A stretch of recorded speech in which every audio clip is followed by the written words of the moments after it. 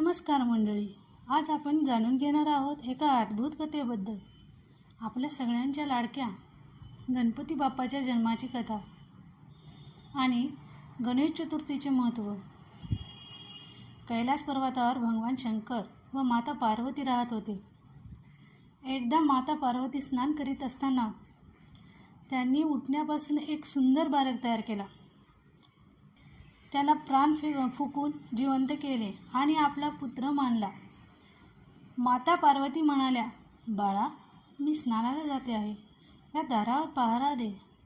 माझ्या परवानगीशिवाय कुणालाही आत जाऊ देऊ नकोस. तेवढ्यात भगवान शंकर आले, पण गणेशने त्यांना थांबवले. आईने सांगितले, मी कुणालाही आत जाऊ देणार नाही. हे पाहून भगवान शंकर रागवले. त्यांनी त्रिशूळ उगारला आणि गणेशाचे शिर छाटले. पार्वती बाहेर आल्या आणि हे दृश्य पाहून दुःखी झाल्या.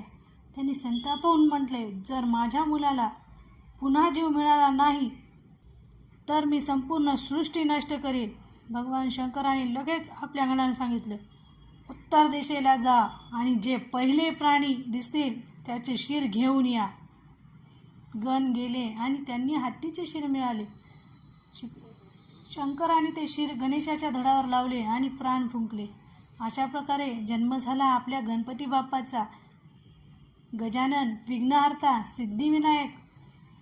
तेव्हा भगवान शंकर म्हणाले, गणेशा, आजपासून कोणतेही शुभ कार्य तुझ्या नावाशिवाय सुरू होणार नाही. तू होशील प्रथम पूज्य. म्हणूनच दरवर्षी भाद्रपद शुक्ल चतुर्थीला आपण गणेशाची स्थापना करतो. भक्तिभावाने 10 दिवस पूजा करतो आणि अनंत चतुर्दशीला विसर्जन करतो. गणपती बाप्पा आपल्या जीवनातील सर्व विघ्न दूर करून मंगल कार्य करतील अशी श्रद्धा ठेवतो. गणपती बाप्पा मोरया. मंगलमूर्ती मोरया.